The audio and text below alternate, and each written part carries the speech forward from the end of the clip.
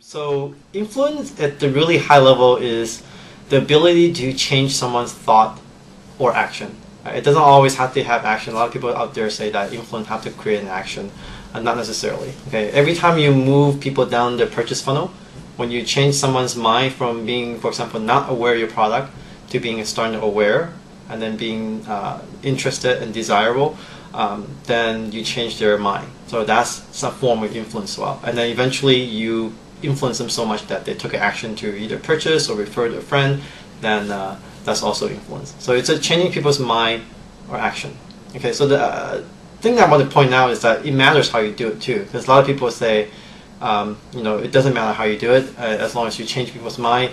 That's not true. That's not really influence, because I mean you could pay people to do it, right? And then that's not really influence. You just bribe them.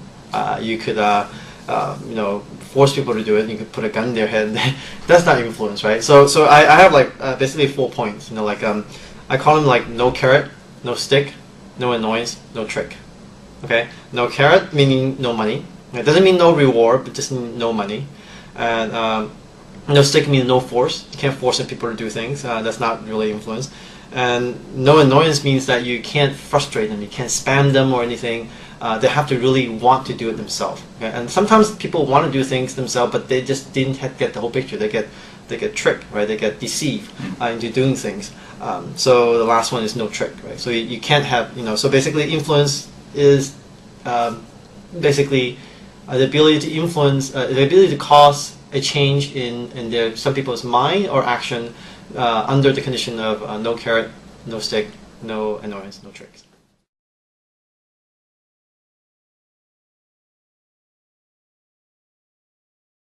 Yeah, so finding influencers is one of those things that a lot of people also misunderstood out there.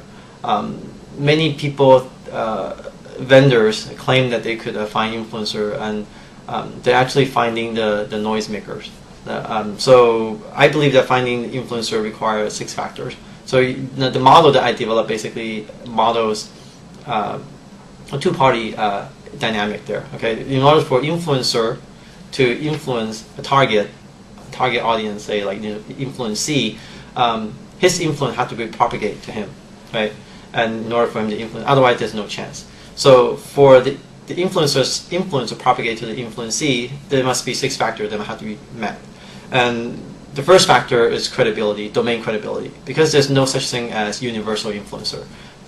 People are influential in certain domains, right? You could be a car expert and you have some influence there. You could be a camera expert, you have some influence there. So domain credibility is first factor. The second factor is bandwidth. You have to have high bandwidth. And clearly, if you have credibility and you never say anything, you're not going to be influence anyone, right? So the bandwidth essentially is, what most of the people out there focus on, right? That how loud you are, essentially. So there's 2 ways to kind of determine, two type of way, I would say, 2 type of data that determines how much bandwidth you have. One is what we call the participation velocity. It's how quickly you participate, and for example, like the number of times you tweet a day, number of blogs you've written per week, and it's a kind of participation per unit time. And the other one is another kind of data that we could use is what we call social equity data. Those are things that you accumulate over time. For example, like total number of followers you have, total number of friends you have, total number of blogs you've written, throughout the lifetime of your blog, and so those could all contribute to your bandwidth. And then the third factor is relevance. You have to have relevance. So that basically says that you have to take into account of what the target wants, right? If I'm a camera expert and you're trying to buy a laptop, right? I'm not going to be able to influence you, right? Because what my expertise is not relevant to you. And so relevance actually have 2 different components. One is the content relevance. So this is the content relevance, third factor. So the fourth factor is temporal relevance. This is relevance in the time domain, right? So every consumer have a decision window where they're most susceptible to influence. And for different product, that's different, right? For example, if I'm trying to buy a laptop, I may do some research for about a couple months before I make the purchase. So that decision window is about 2 months, right? If I'm trying to buy, I don't know, buy a car, maybe I'll research for like 6 months, right? If I'm trying to buy a house, probably it's a year, right? But if I'm trying to buy, I don't know, a beer, maybe it's like next 5 minutes, and after that, you know, it's too late. I already bought the beer, I already drank the beer. It's too late. Yeah. So that so the relevant time is usually now, right? And then the relevant window is usually how long you have to look back in order to determine the influence. Because some influencer may be really influential on the topic of your interest, but it was too long ago, right? And they may not talk about that topic anymore, and that becomes irrelevant to you, right?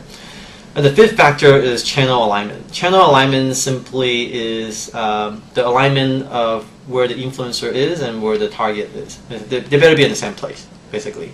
So if you're trying to influence people on Twitter, right, it doesn't do you any good if you find a Facebook influencer, right? And same thing if you have a campaign in LA, then it doesn't help you if you find an influencer in New York, right? So it could be in the physical location, or it could be in the digital world. It's in different online channels. So we call them online channel alignment, this factor. And then the last factor is essentially what we call trust, right? So regardless of whether you have any of the first 5 factors, right? If the target doesn't trust me, right, as an influencer, I can't influence him. And then one of the interesting thing about this model is that like all of these 6 factors have to be present and have to be accounted for. If you're missing any one of the factors, you essentially break the chain. So my influencer's influence cannot propagate to the target, and you don't have any influence.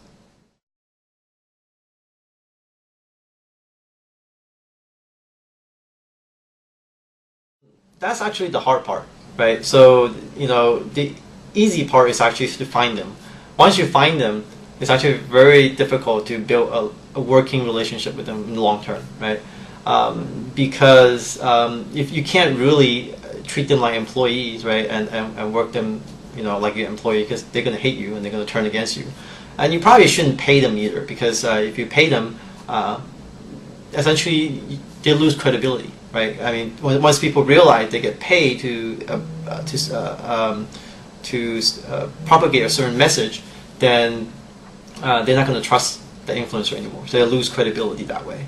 And to influence the influencer, again, you can't use the same 4 things, right? You can't use carrot, you can't use stick, you can't frustrate them, you can't trick them either. So it's, working with them is really hard. And the only kind of strategy that I know that this seems repeatable long term is to co-create value with them, right? So in some way, everybody have to get some benefit out of this and of this relationship, and then this will be a long-term kind of interaction there.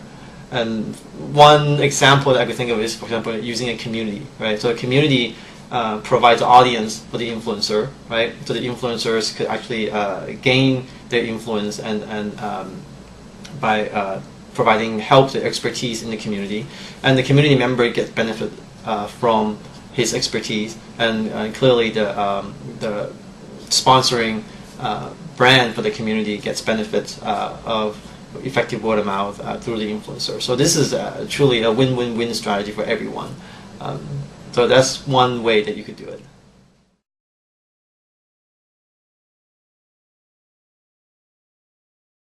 Yeah, so ROI is a tough nut to crack, and I've done a little bit of study on that. And basically, we did a controlled customer lifetime value simulation using real network data from our platform, and we found that if you target random users, you will get some benefit, but if you target influencer, the benefit is greater. It's actually greater by 50%, so it's pretty significant.